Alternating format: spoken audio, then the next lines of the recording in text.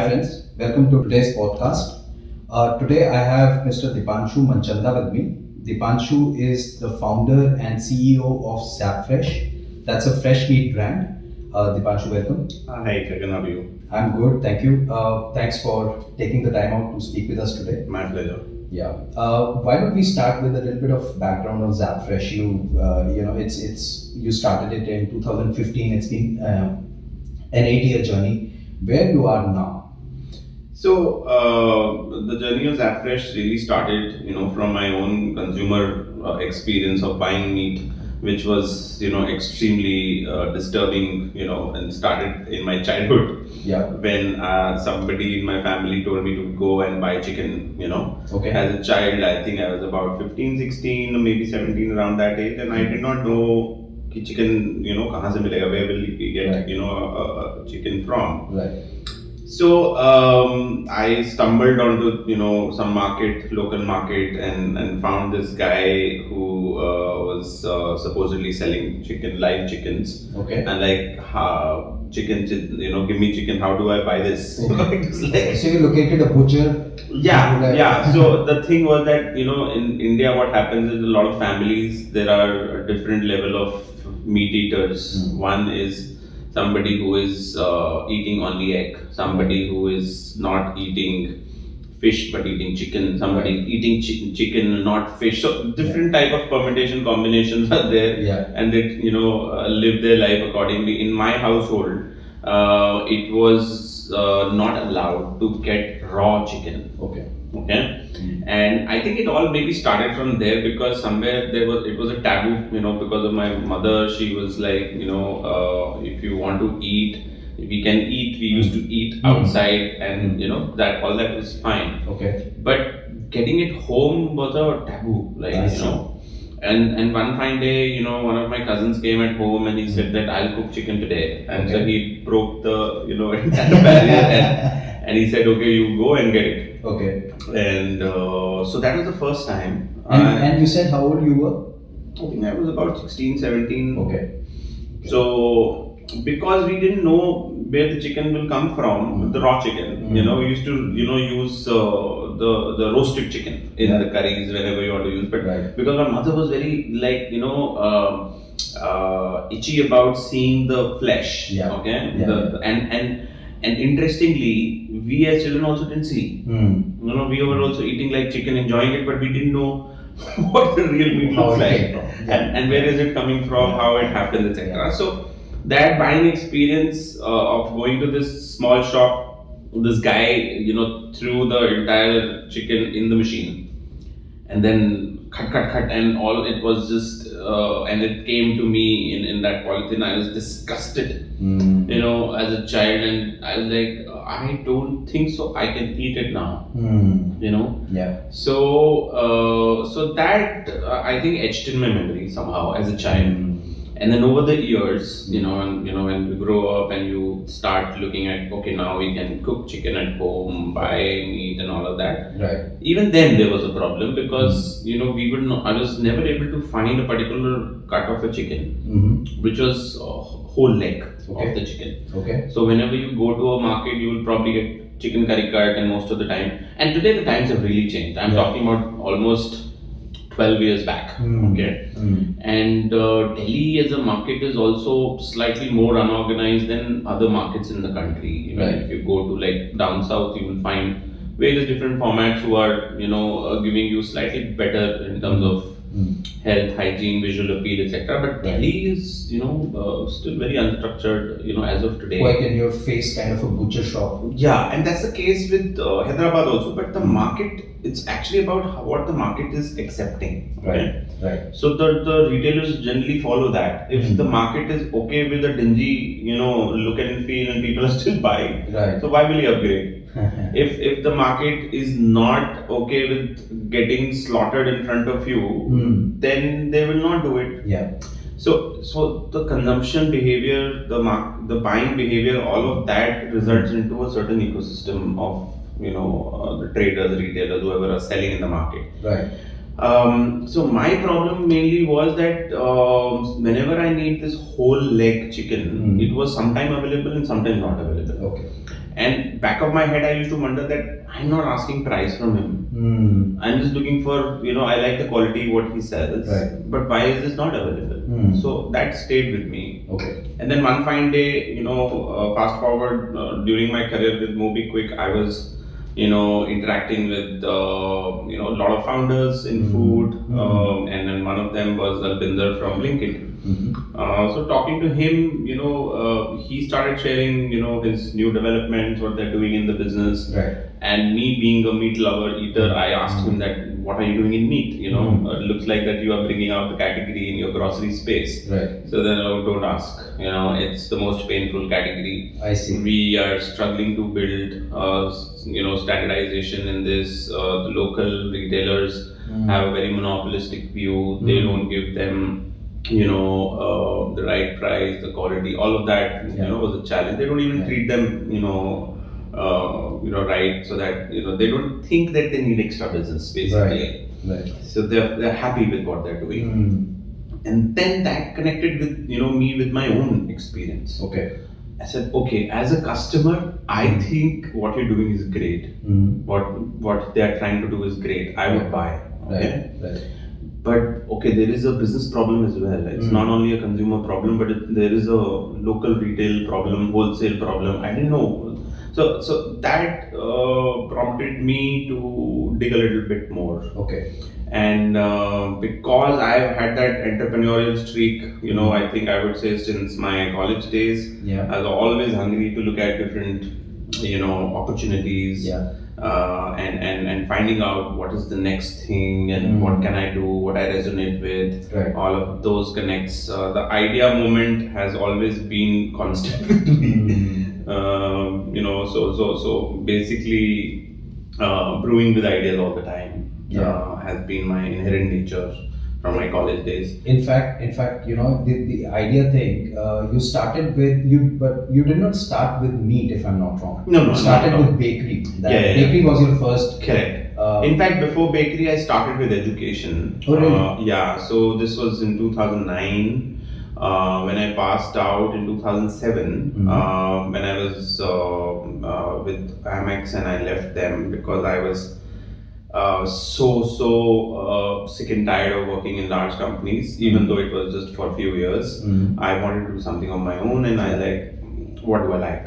Okay, let's look at my interest areas. Okay. There were three areas, predominantly what I individually resonated was with education, healthcare, and food. Okay, and these are recession-proof industries. Okay. You worked in healthcare as well. Yeah, I did. Yeah. So 2007 crash really told me everybody that nothing is stable other than these three categories. Yeah. Now it was about whoever wanted to read that. Okay. So the learning was there out there that financial market crash, IT crash, services crash, all of that will happen. But consumption and that essential as a category is never going to go away. It's going to completely keep growing. Yeah. So I was clear that education, healthcare, and food, whatever innovation, disruption has to happen, I will do it in these sectors.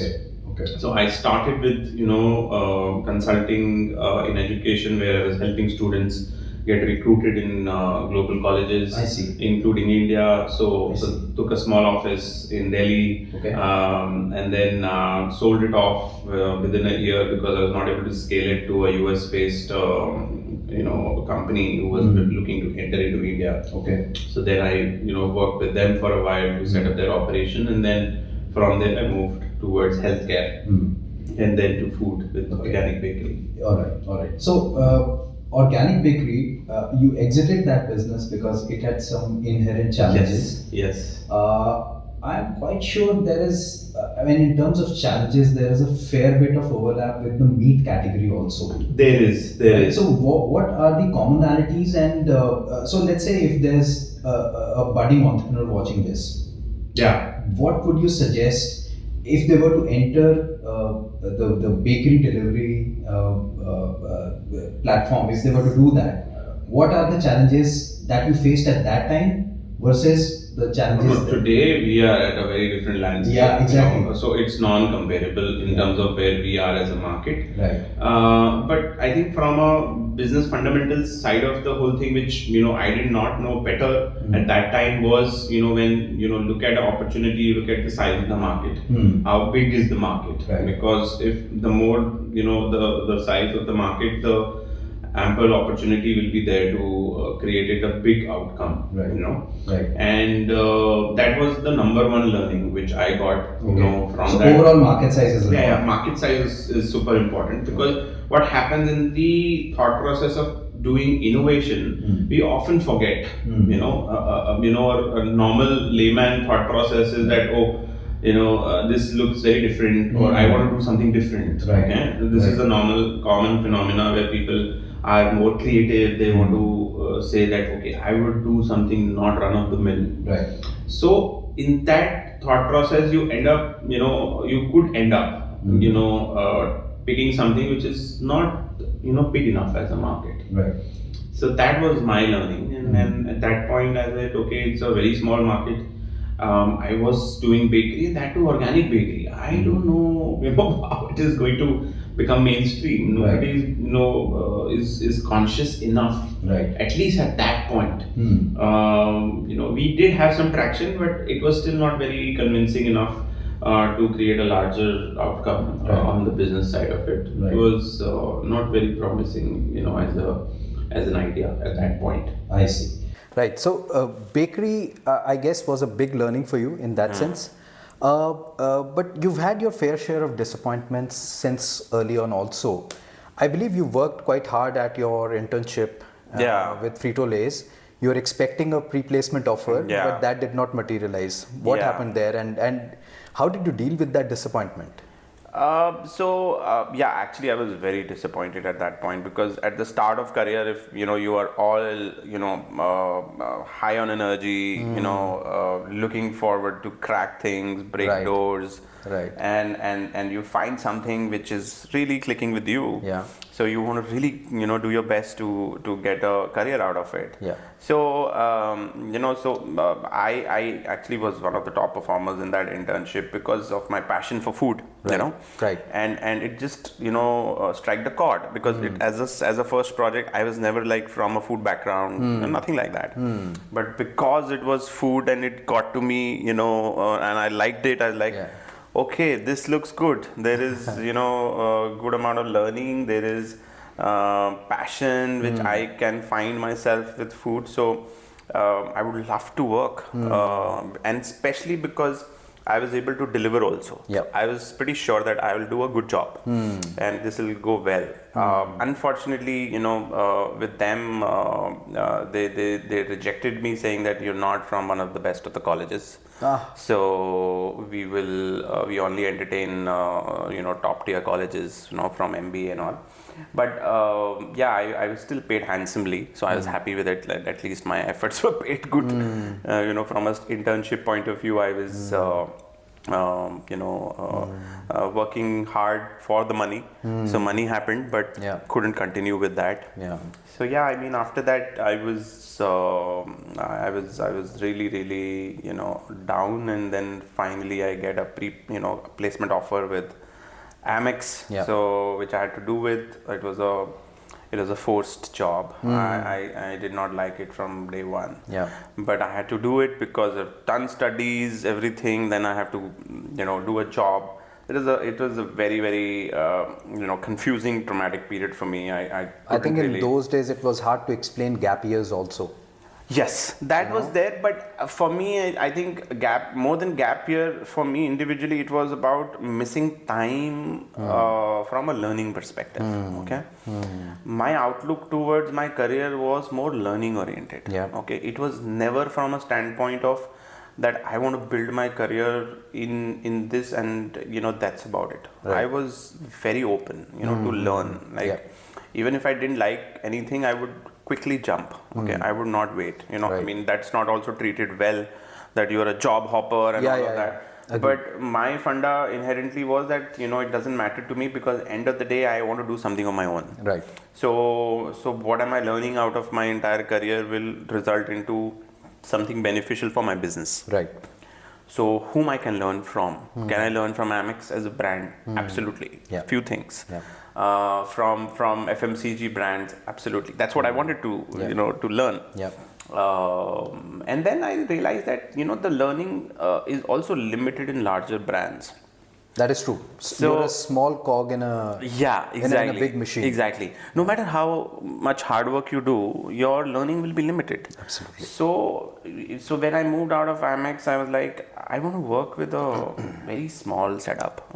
Nobody knows about it. It's fine. Okay. And then my parents are like, what the hell are you doing? Yeah. You working with good brands. You're getting a job. You have a loan. You have to repay a loan and all of those things. Yeah. So though I did repaid my loan during my college years only by doing side jobs. Okay. But the point here was that there was certain expectation which I was not living to, and looking at charting my own path, which was extremely difficult and without any support. So, but I think I was crazy enough to follow that. I think, Deepanshu, you are a fantastic case study in one thing. There's a lot of young students who, if they're not able to crack a CAT or an IIT exam, they figure that, life's lost. Right. And even the first pre-placement offer that you did not get, and probably an IIM intern might have gotten that for putting in lesser effort than you. Correct.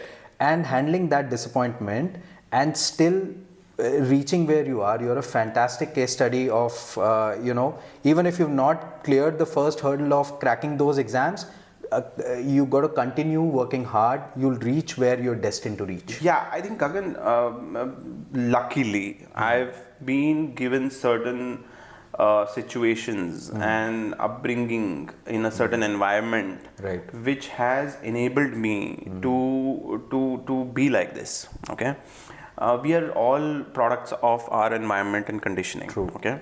Now, some people can take it in a certain direction and some people can take it in a certain direction. Right. I mean, my family, is very middle class. They still have a shop in a area like Paharganj. Okay, my father is a very small shopkeeper there. So, but I personally never took any of the beatings which came my way as as demotivating. Not at all.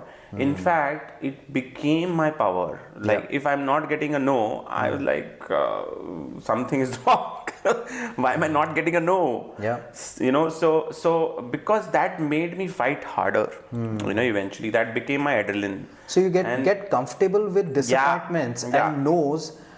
You get equally comfortable with fighting it exactly hard. And then what happens is that even success also is then on the same plane. That you're like, I'm working hard, it's not been working for so long, now it's working. So what is the difference? It happened late, that's the difference. But it is bound to happen if you put your efforts. Absolutely. So my thought process has always been that give your best. And the worst which will happen is you will learn. It's as simple as that. There's no learning without adversity. Exactly. You can go to the best possible classrooms. Gagan, the amount of learning which hardships give you, okay? and consciously, unconsciously, I don't know, maybe I've chosen a certain life hardship of a certain life, but I can tell you that the immense learning which you get will place you, in your life at a critical point, which probably is not your 25, 26, 27, 28, but later, when you really need that, wisdom, you will have it. Because you don't need that wisdom at that age. You need learning at that age. So accumulate learning as much as you can in your early years. So wherever it comes from, so it becomes a good enough platform for wisdom later on. And actually success success coming early is actually a deterrent. Oh, I agree. I totally agree. To learning. I agree. So I mean, we are seeing what's happening in the startup ecosystem. It's as simple as that. People are getting capital at whatever valuations when there is a bull market, right, and then they're figuring out everything is now down the hill. It's not. It's just that you saw one thing and you didn't see the other side of the the whole story. Correct. So you think that's only true. Genuine companies are still getting funded. Yes, because fundamentals, you will learn fundamentals not only with success but with failure also. You have to have balance of both, right? What goes right, what goes wrong. Yeah. So that will only create a amalgamated, project. Yeah. Which will balance it out. I believe there's one other side to you, and I've noticed it in all our interactions. One thing is you've tried to help others. Yeah, you've tried to help me. I do. When we met previously.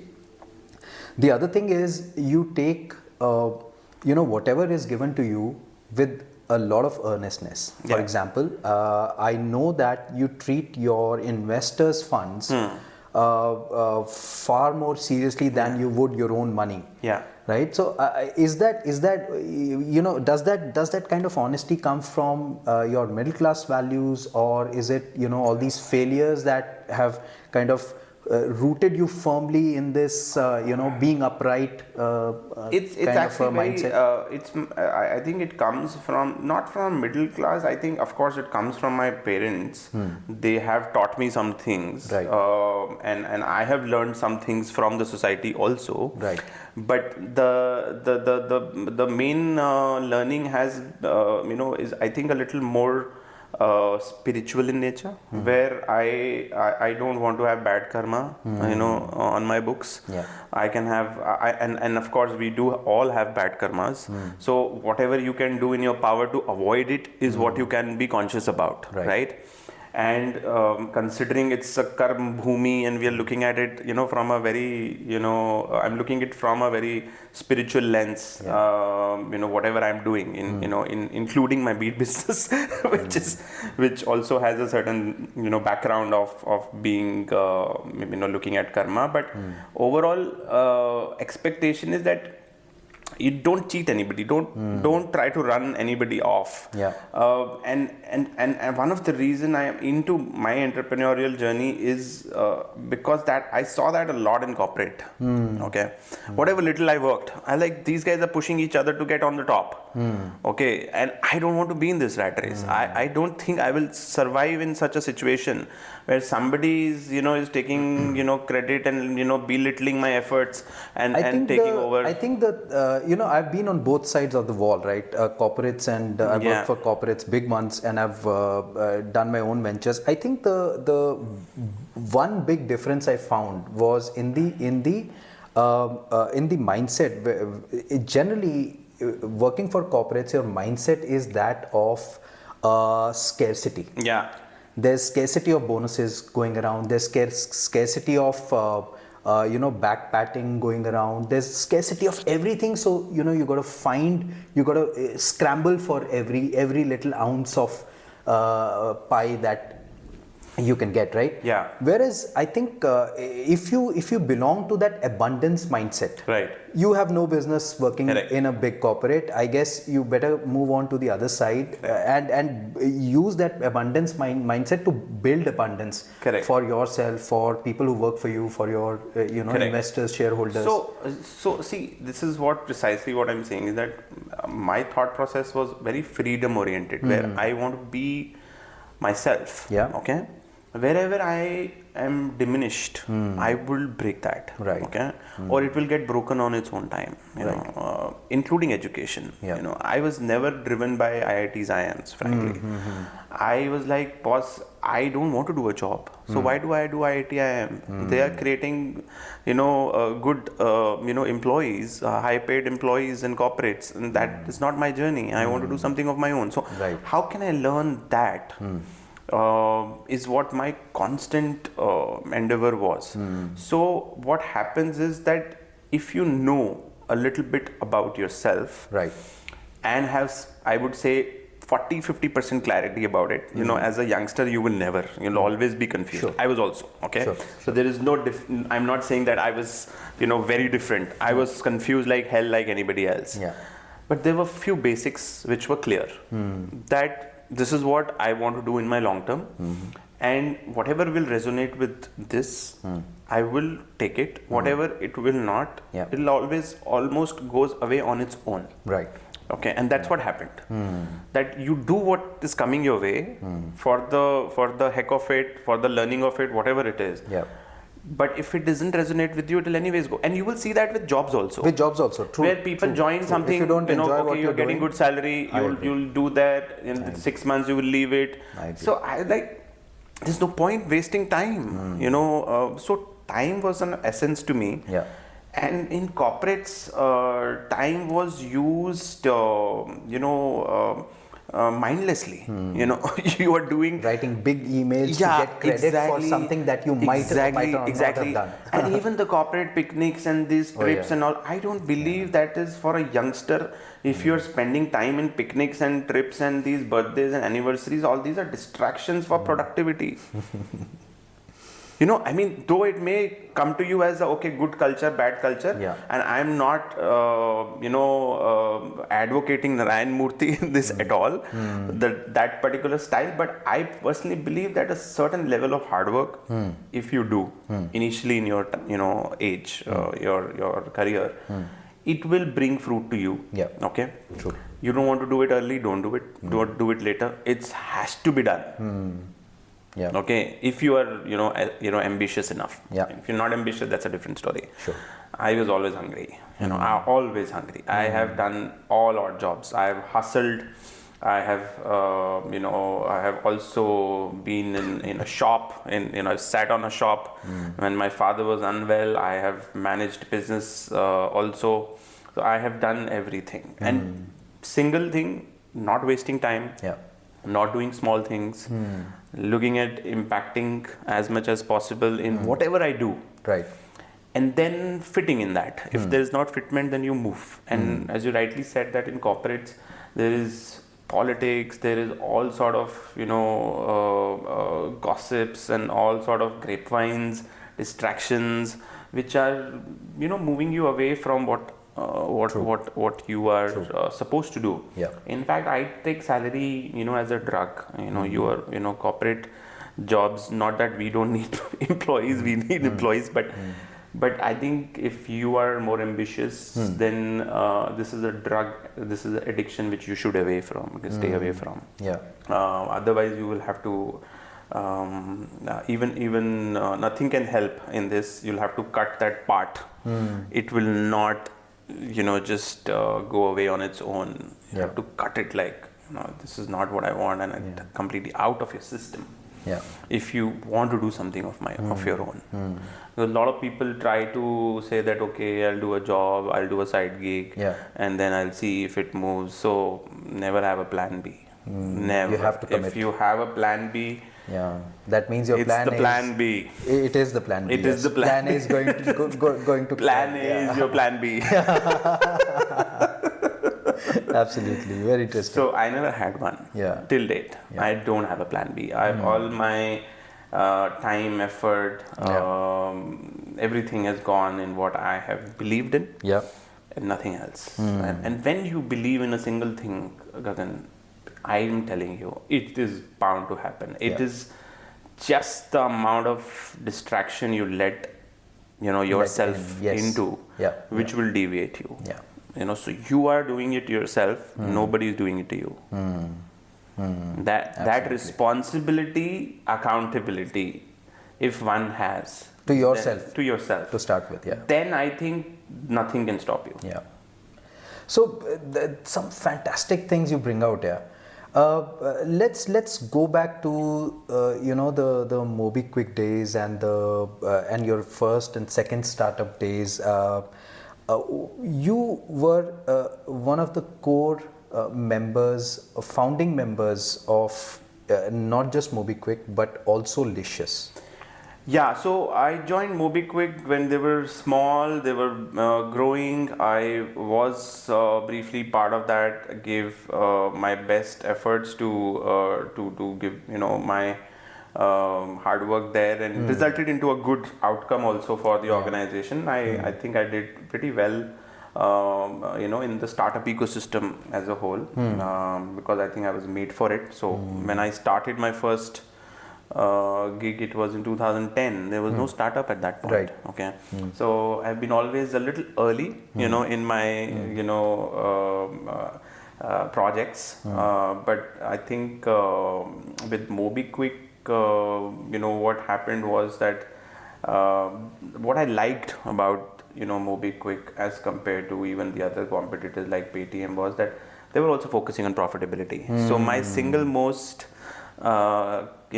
fundamental has been that धंधा बन रहा है नहीं बन रहा है. I see. Okay. I see. So with MobiQuick I found that okay, there is that resonance which is there, and then during that time only when the ecosystem was bubbling, I got this idea of doing something in meat.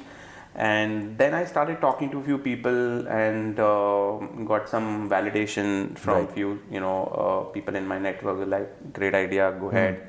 Because when you are coming up with an idea, you're looking for validation around that. Right. What do you think? You will ask from many people, and some people will say good, some people will say okay. Yeah. So with me, it was everybody said great. This is a good idea. So my idea muscle actually got built up during that entire hardship, which nobody will see. Okay, you will say okay, it's just an idea. Because see, idea is not everything, but it's actually enough to take you. Deepanshu, what is important? I think the one idea is important, because as an entrepreneur, so my own journey, when I left my job, I came back to India.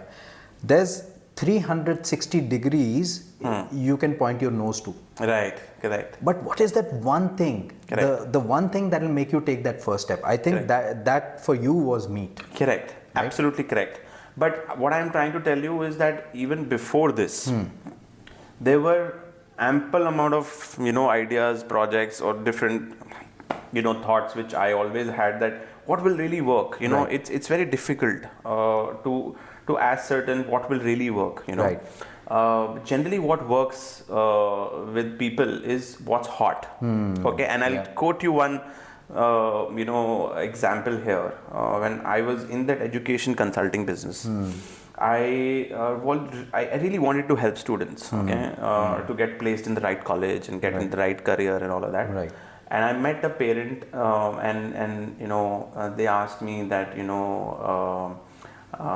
what should we enroll him in. I was like, why are you asking me?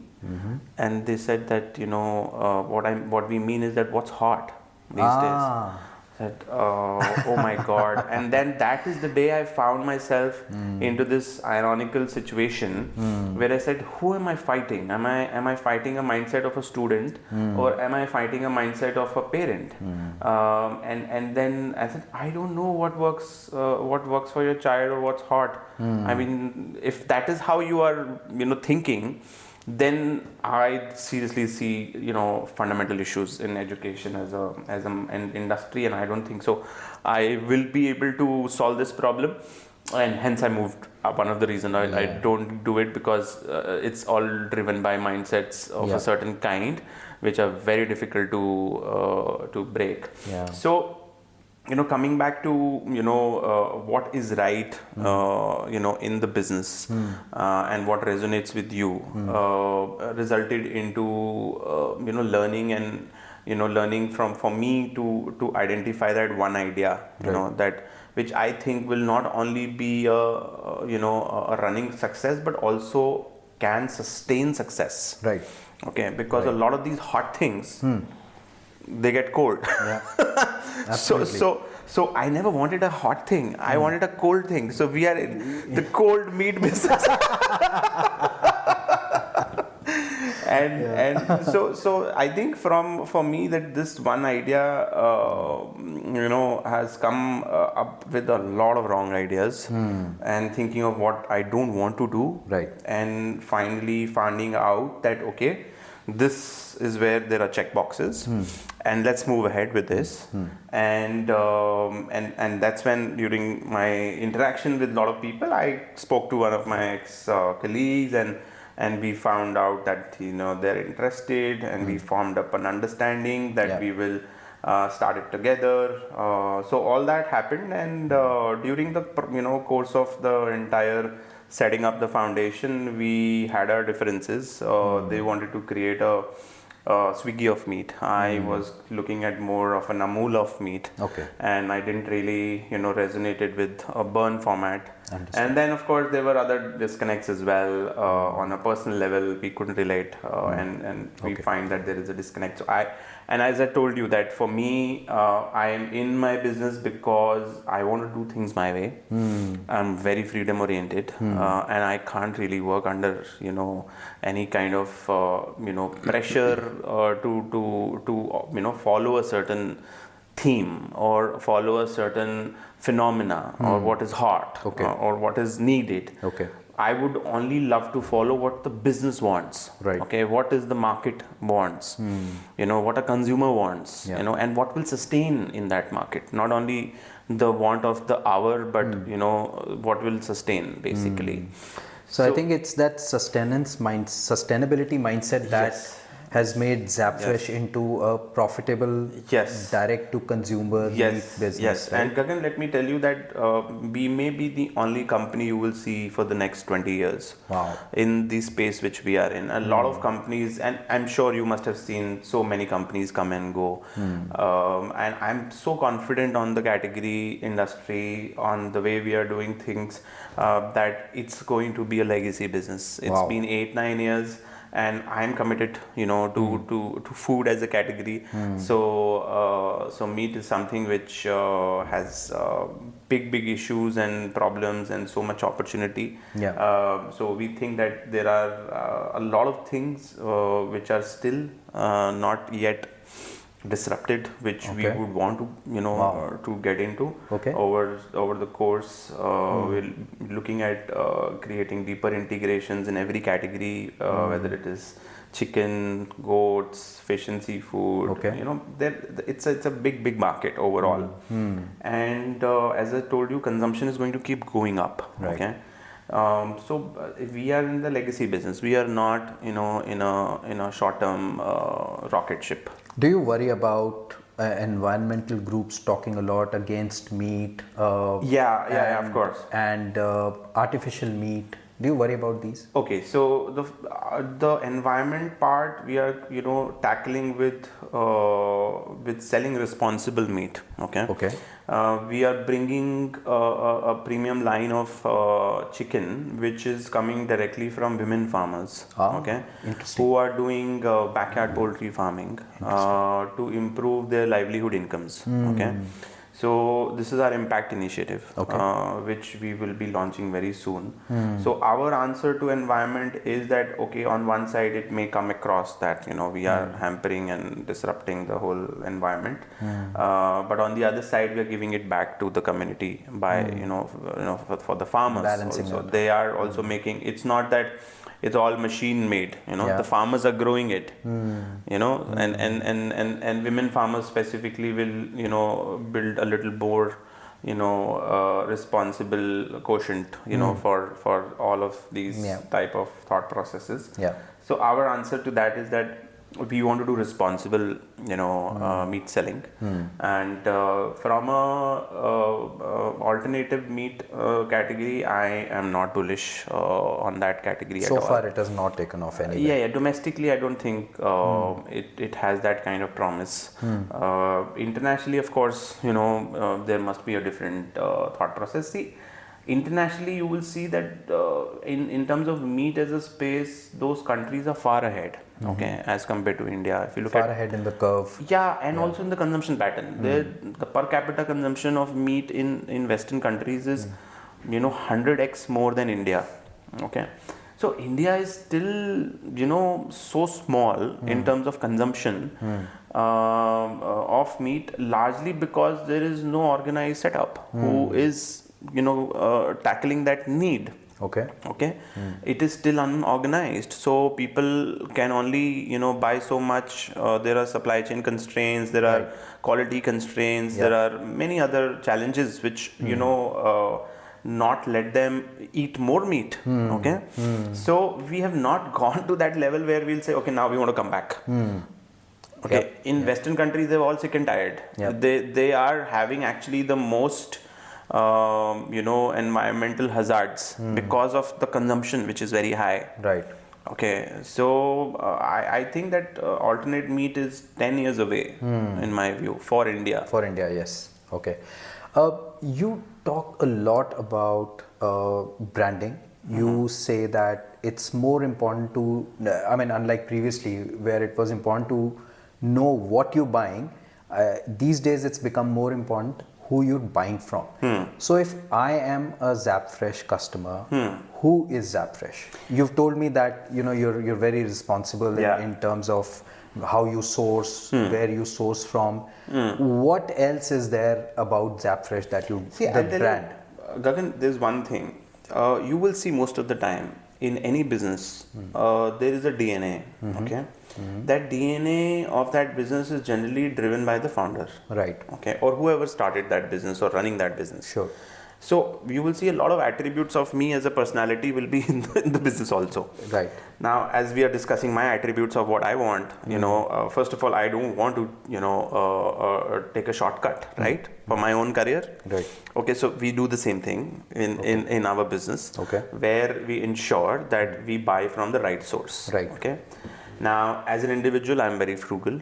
Okay, so I don't live in luxuries, and I don't feel that I need that to be feeling great about myself. Right. So I want to offer value for what we are selling. So that value should be right. Yeah. It should not be premium. But I didn't see frugality in the effort you've put in making sure that your butchery is so amazingly. Yeah, but that's the whole. I didn't see any frugality there. See, so depends on who you are comparing us with. Okay, if you compare us with a local butcher shop, absolutely no. Okay, but if you are comparing with some of the overfunded startups in the space, we are very frugal. Okay. So I am talking from that perspective. So you're still frugal. We are still frugal, and that's the reason we have become profitable. So in my personal finances, in my own life, I'm frugal. Okay, so the business has to be frugal. Right. Okay. The other thing which I'm looking to do is good karma for myself, which I'm trying to do good in my business, which is either with stakeholders or with vendors like women farmers and all of that, which we are trying to do to give back to the society and to this whoever has helped us be where we are. So though the reason to help you understand this is that it will be easier for anybody to read about any product or strategy when they understand what the founder is. Right. Okay. Absolutely. So I believe in certain fundamentals which are reflecting in the business. Now coming back to the business, we are catering to a segment which appreciates value for money. Okay. Value for money doesn't mean buying it cheap. Okay. Okay. Value for money means that the right amount of money I will pay for a right amount of quality. Right. Okay. So we have actually come a long way in determining that. Okay, that what kind of quality a customer will pay for what price. Okay. Is a huge learning and strategy which we have cracked. Okay, that we understand that this is the price and this is the quality. Now, if we go too big on quality, then the pricing will, the entire equilibrium will go for a toss. Sure. So neither we go up, down here, keep it static at a certain level, and then offer that price, and it will sell. Okay. But most of the cases, what's happening is that there is an imbalance. So then we see that market not responding to what you are looking to do, and how big is that market, and all of those questions come in play also. Right. But our TG is who wants to eat regularly, improve his health, buy a good decent product, and also pay the right amount for it, not being overcharged. Right. And we also have transparent pricing. We don't have any hidden cost. Understood. Because that's how I am. I would not like to have anything hidden, from a point of view of I'm telling you something and selling you something. I don't want to do that. There is no delivery cost, there is no packaging cost, there is no convenience fee. You can make margin if you build the right business. It's how you build the entire skeleton of the business in the bones. So responsible sourcing, responsible selling, and value. Yes, absolutely. That's if I've understood. Absolutely correct. Fantastic. All right. So let's talk a little bit about ZappFresh now. ZappFresh, I believe, is a logistics heavy business. It's not just logistics heavy in sourcing, but I guess even more so in delivery. I don't know which one gives you more sleepless nights, but I'm sure. And going D2C, right? You're a brand. You are omni-channel now. You want ZappFresh to be a brand, a meat brand, not just a meat delivery partner, right? So in that sense, while you've talked about branding, how do you look at logistics? How do you look at the sourcing logistics and the delivery logistics? A good question. So, if you look at food and logistics in India, there is a 26% food wastage which happens in the country, right, which results into inflationary prices of food. So when we see that the onion cost has gone up or this cost has gone up, those are mostly the reasons where the wastages are very high. Right. Okay. And the reason for the wastage being high is because there is no effective logistics. Why do we see today the infrastructure in the country being boosted by the ministers like Nitin Gadkari and everybody? Because they know that logistically, if we tie down the country in a certain way, then a lot of problems will be solved. A lot of problems will be solved, including wastage. Right. Okay, and the entire logistical channel which will open up. Right. So what happens is I personally think that we are absolutely very operational heavy. So logistically you have to build infrastructure, whether it is warehousing, cold chain. There is a big problem of cold chain in the country. Right. Okay. Right. Especially for perishables like us, and where we see food wastage also happening is because of lack of cold chain. The government has many benefits, support which they're offering, but we have not seen that kind of activity in the cold chain because and there's a reason for that. Again, I told you, coming back to the same thing, people are okay buying a bad product. Wow. So why would anybody invest in cold chain? Because if they do, they will attach a premium. The customer doesn't want to pay that. Then what do you end up doing? I'm not talking only about a household. I'm talking about even institutions. Okay, institutions who are buying food. Wow. Don't want to pay a certain price. They're commoditizing the entire category to such a way where they think that quality can come later. Can be compromised on. Yeah, the quality can be compromised, but pricing is everything. So we as a country, very price conscious country, okay? And the market for premiumization, in my view, is limited when it comes to a large consumption market like food. Okay, we are not talking about an aspirational category, a luxury good item. We are not talking about that. We are talking about where there is high consumption. Okay, if you premiumize that, and you say that we are going to cold chain everything and sell you at 30 rupees extra, market is not there. That it's a small business, right. You can make money, you can build that. You should do something around that. Not saying that one should not look at it, but the ecosystem responds to the consumer. Okay, the ecosystem is not a product of you individually as an entrepreneur. Sure. And you can't also even blame the government on this. Okay, because the market is such which is not ready to pay. So why will anybody invest in cold chain? So cold chain seems to be the biggest Achilles heel right now for you. Yes. I believe going D2C is also about attacking one city at a time. Yes. Right. So you've probably cracked how many cities now? We are in 2 cities right now, and we have, to a large extent, I would say, cracked NCR. Right. From an online strategy point of view, but We are looking at opening other formats. Okay. So cracking again depends on what your strategy is and what is your aspiration. Our overall thought process is to be a 2,000 crore company. Today we are about 100 crores in revenue, and it has taken us some time, but the next leap of growth will happen far quick than the first 100 crores happened.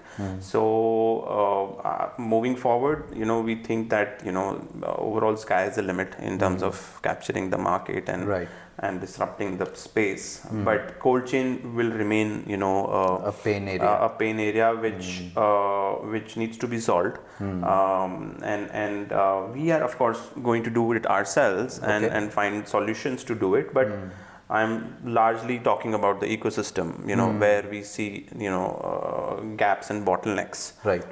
For us, logistics investments we have to make, and there is no other way. And that becomes slightly more difficult for us because we also want to offer a price.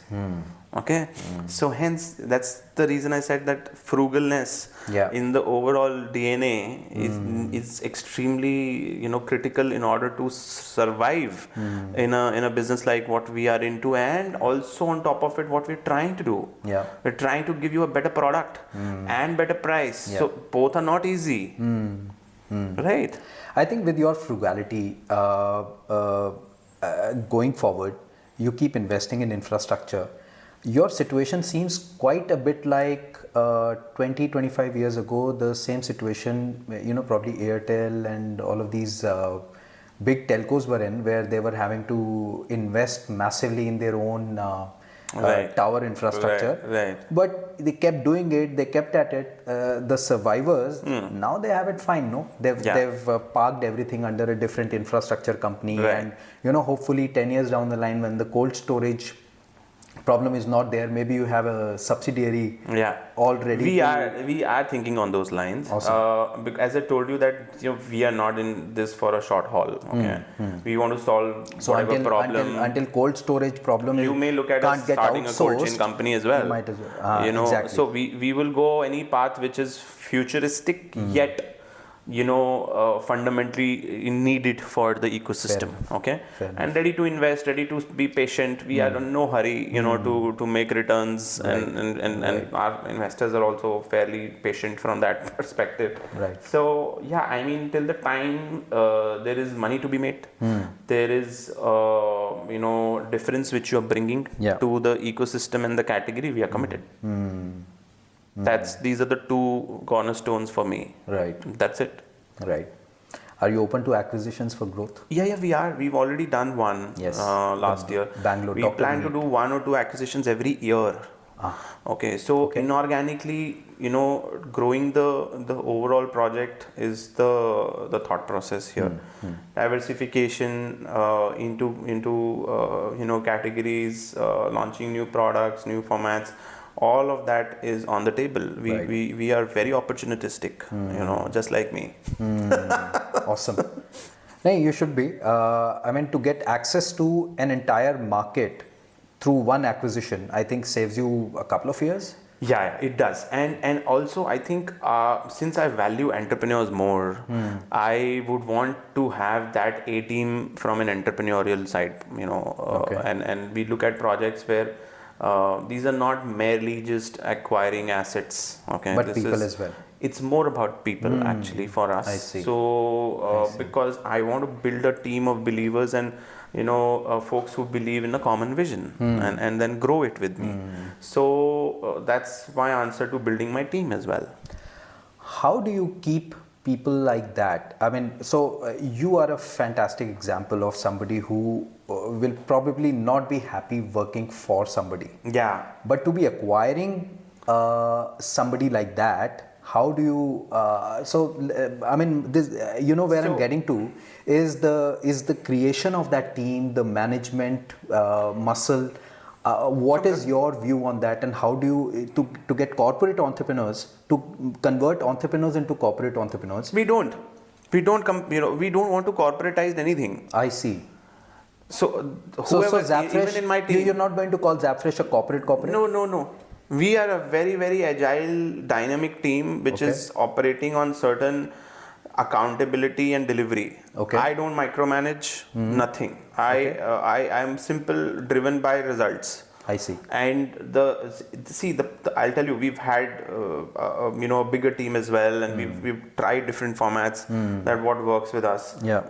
We don't want to force anything out of anybody. Okay. If and whenever I hire, also, I try to understand from people what do they want to do. Right. If they don't know what they want to do, I avoid hiring them. Okay. Because for me, if you're not aware of what you're bringing to the table and what you can do for us and what, then I think you don't have that clarity. Right. So my answer to, control is no control whatsoever. Only accountability and delivery will tell me what are you doing. So I'm not seeing any, fluff around, anything in terms of you politicizing anything. Hire the right person and let them do their job. Absolutely, believe in them. You have to trust, and I have trusted, and I have been failed also. It's not that my trust was not broken. Of course. Oh my God. A few people will do that. They take you for a ride. Yeah. So you have to be committed to that kind of beating in the light of a bigger objective, saying that still remain a trusting, gullible, absolutely, still motivated, yes. Not become a poet. No. I think we've had people who've stayed with us for 4 years, 5 years, and we've had people who worked for 1 year, 2 years. So most of the people who left us were looking for control. Okay. And I don't control. My style is extremely They were looking liberating. to be controlled. Yeah, they want to be guided. They want to be guided. They want to be told. Handheld. They want to be held, and they want to be played with, and they want to do politics. They want to do all that jazz, which just distracts you from delivery. Yeah. That's the reason I started, right? I told you that whatever I don't see myself doing, I don't want the other person to do as well. Yeah. I want to do their best, whatever they can do, and if that is the best, then that's your result. You'll get a similar result of what effort you're putting in. Yeah. So that's very critical. Yeah. You've turned into an investor also. Yeah, I've done one only, a couple of them, but reluctantly. I just found this team. I like them. Okay. I said, okay, whatever you need, I will help you.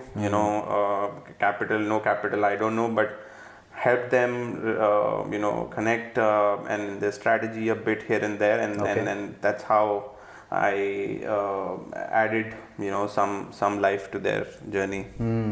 Interesting. Good. So you keep mentoring.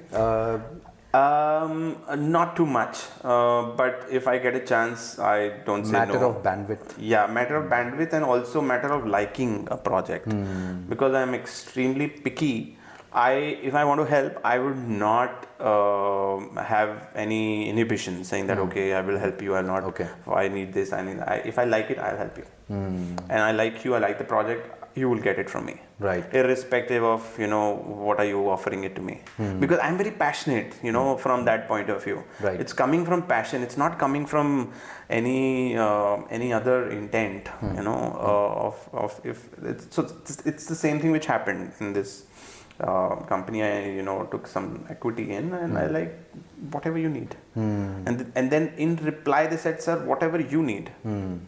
So that kind of trust, is something which is very organic, which is very natural. Right. It's not fabricated from any sense. Right. And so I would not call myself investor, but more like a more passionate entrepreneur. If I resonate something, I'll do it. And that's about it. Interesting. All right. My final and favorite question, artificial intelligence. How do you think it's going to change your workflows, your logistics, your management of things? Or is the revolution, see, it might be for content creators, I think the revolution has already happened yesterday. But for logistics, is it 5 years away, or is it already here? Okay, so see, every business will use AI and all of this in different ways. Sure. So I personally believe that absolutely it is here to stay. It's going to further grow. Individually, for our business, we are looking at more drones to be used for the farming. Interesting. And doing surveillance and stuff like that. Okay. In fact, we are going to do this pilot very soon, both for poultry and aquaculture, where we will use drone technology for different used cases. Okay. From an AI point of view, I don't think, other than, analytics, there is too much AI can do for a business like ours. I'm actually very open to AI and everything, but I haven't seen anything come my way yet. So AI will be more like big data evolution for me, or analytics evolution from a decision making perspective. More not from a consumer behavior perspective. That I don't think too much. I believe AI from data perspective. I think one way of looking at it probably is, while you look at ZappFresh as a logistics behemoth, right? You also probably look at ZappFresh as a data, a data center of a lot of data, consumer behavior, Right. Once you have that kind of data, I'm sure there's some kind of intelligence that can be built on. Yes, of course. So I think once we build on, becoming a large enterprise, then of course data and, all of this will be very, very helpful. But from a consumer behavior side of it, but also as I told you, that efficiency is very critical in our business. Right. So from that perspective, I think technology can help a lot. Sure. To be more efficient. So right now you're 24 hours from farm to fork. Yes, we are 24 hours, within 24 hours. Yeah, so with technology, maybe the 24 hours gets shrunk. It may get shrunk, but I don't think too much, will happen in this, because we are already doing our best in terms of, doing within 24 hours. What may happen is, it will become more, more attractive or more well priced in a way where you would be able to get quicker and in less price. Okay. See, price is a factor for me. We are playing that pricing strategy very strongly, and it's not easy. To play that pricing strategy, you have to build all your systems, entire business around that price. Yeah. Okay. So when you are, creating a business on, every business is creating interventions and disruptions from a certain point of view. Yeah. Certain businesses are driven only by technology. Okay. So they do technology innovation, and everything is a result of that. Right. Our thought process is driven from price. So whatever we do, I see, in our business is around efficiency, whether it is people, whether it is process, whether it is technology, everything is supposed to answer to this. Okay. And in this, whatever comes, whatever makes sense, AI, bot, drone, whatever works, right, it has to, make sense conclude here. If it doesn't converge to a price. Yes. Okay. If it doesn't, then probably it doesn't follow with our ethos. Understood. Is how we look at things. And I still am expecting some disruption from an AI perspective, but not too much action has happened. In our category, other than decision making and analytics. And when we build a larger footprint, then of course there could be various learnings which the data and AI can help us with. But I think for the time being, only operational AIs are okay. Understood. So you're not. Disruption is still a few years away. It is. I guess. Okay. It is. All right. So, Deepanshu, thank you so much for your time. Sure. It was great talking to you. Friends, I'm sure you've learned quite a bit today about what ZappFresh as a brand stands for and what the man behind the brand, who that man is. Deepanshu, you've shared quite a few of your personal experiences, what led to the start of ZappFresh. I believe it's a fantastic story. All of us are I'm sure all the viewers are very interested in watching this episode completely. Hopefully, if there's any more questions in the comment section that come across, I'd love to post them to you, Sure. and maybe you could give us an answer. Sure. I'd be posting this video on YouTube and making it into a LinkedIn post soon.